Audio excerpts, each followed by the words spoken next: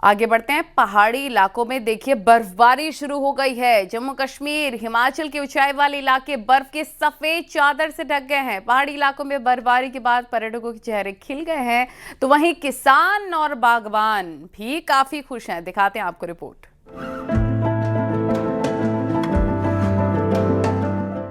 दिसंबर महीना अपने आखिरी पड़ाव में पहुंच गया है, जिसके साथ ही पहाड़ी क्षेत्रों में जमकर बर्फबारी देखने को मिल रही है। जम्मू कश्मीर की वादियां बर्फ की सफेद चादर से ढकती जा रही हैं। मौसम विभाग के मुताबिक आने वाले दिनों में भारी बर्फबारी देखने को मिल सकती है। जम्मू कश्मीर में बर्फबारी के बाद पर्यटकों के चेहरे खिल उठे हैं। किसान और बागवान भी खुश हैं।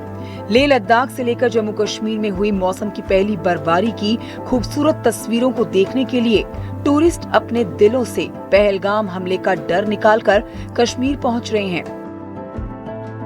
जम्मू कश्मीर के गुलमर्ग जैसी ऊपरी इलाकों में इन दिनों भारी बर्फबारी हो रही है, जिससे यहाँ पर पर्यटकों की संख्या दिनों दिन बढ़ती जा रही है। लोग बिना किसी डर के बर्फबारी का आनंद ले रहे हैं।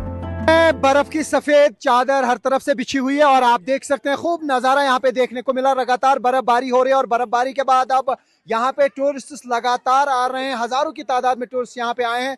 काफी बेहतर अनुभव इनका रहा है। जिस तरीके से हमने लगातार टूरिस्ट से बात की। आप अपना नाम बताइए। मेरा नाम सावन है। सावन, कहाँ से आप आए हैं? राजस्थान, जयपुर से आया हूँ। ओ, वहाँ पे तो बहुत गर्मी पड़ती है, लेकिन यहाँ हर तरफ से बर्फ ही बर्फ। क्या कहना चाहेंगे? ये तो मतलब कुदरत का करिश्मा है। हम इसे ही देखने के लिए आए हैं और हम लोगों के आने से ही बाहर आई है यहाँ पे। अच्छा। हम कल आए हैं और साथ में स्नो लेके आए हैं। अब देखो, अब राजस्थान से भी स्नो लेके आए हैं। आप देख सकते हैं किस तरीके से यहाँ पे टूरिस्ट जो है एंजॉय कर रहे हैं, खेल रहे हैं बर्फ के साथ। इर्द गिर्द आप भीड़ भी देख सकते हैं, काफी सारे लोग यहाँ पे जमा है। हर कोई, आप बताइए, हर कोई हमसे बात करना चाहता है क्योंकि ये खुश है काफी। आप बताइए अपना अनुभव। सर, बहुत खुशी हो रही है। कहाँ से आए हैं? दिल्ली से आए हम। इससे पहले कभी गिरते हुए फर्स्ट टाइम स्नोफॉल देख रहे हैं गुलमर्ग के अंदर।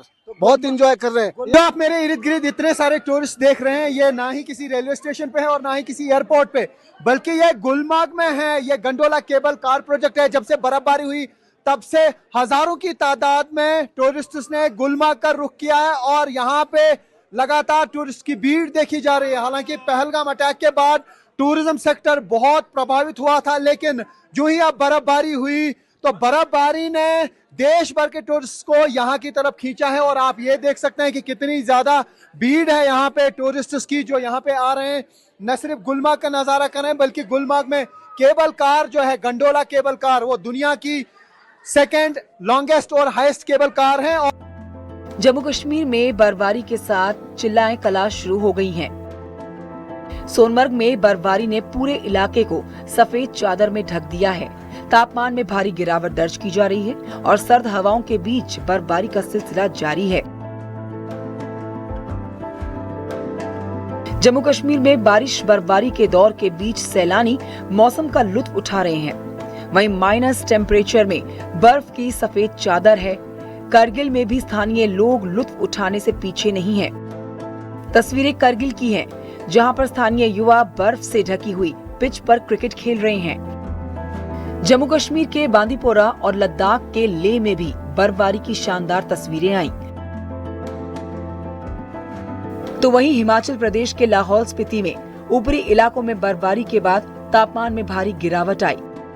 रोहतांग दर्रा सहित अटल टनल की ऊंची चोटियों पर बर्फबारी हो रही है, जिसके बाद यहां पहुंच रहे सैलानी बर्फबारी का लुत्फ उठा रहे हैं। Bureau report, news 18, UP Uttarakhand.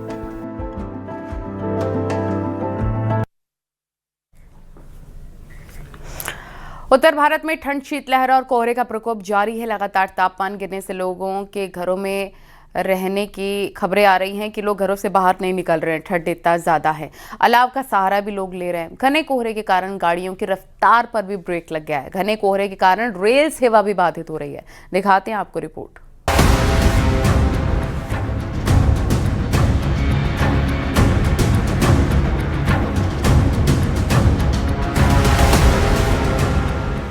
पहाड़ों पर हो रही बर्फबारी का असर उत्तर भारत के मैदानी क्षेत्रों में भी देखने को मिल रहा है।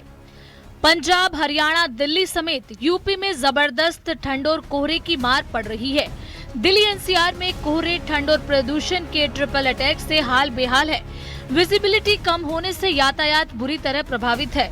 सड़क पर गाड़ियों की रफ्तार कम होने से बसें देरी से पहुंच रही हैं।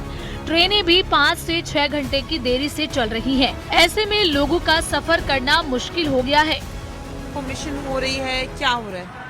कोई इन्फॉर्मेशन नहीं थी, थोड़ा सा आइडिया था बस कि फॉग को लेके प्रॉब्लम हो सकती है, बस उतनी प्रॉब्लम। लोगों को 6-6 घंटे भी वेट करना पड़ रहा है। परिवार के साथ देखिए यहाँ पे तमाम लोग जो हैं वो यहाँ पर वेट कर रहे हैं। इसी तरीके से लोगों के लिए मुश्किल हो रहा है, चाहे वो कैब का वेट करना हो, निकलना हो, तो लोगों को दिक्कतें तो जो हैं वो लगातार हो रही हैं। और ऐसे में लोग बता भी रहे हैं कि ठंड की वजह से जो है वो उनको जो ट्रैवल टाइमिंग है वो बढ़ गया है। यानी अगर कोई ट्रेन है तो वो 6 घंटा लेट है, अगर बसेस की बात है तो वो कुछ ही बसेस जो हैं वो ऑन टाइम है, अदरवाइज जो बसेस हैं वो लेट ही चल रही हैं। वहीं सोमवार को दिल्ली एयरपोर्ट से उड़ने वाली 110 उड़ानें कोहरे के कारण रद्द हुई।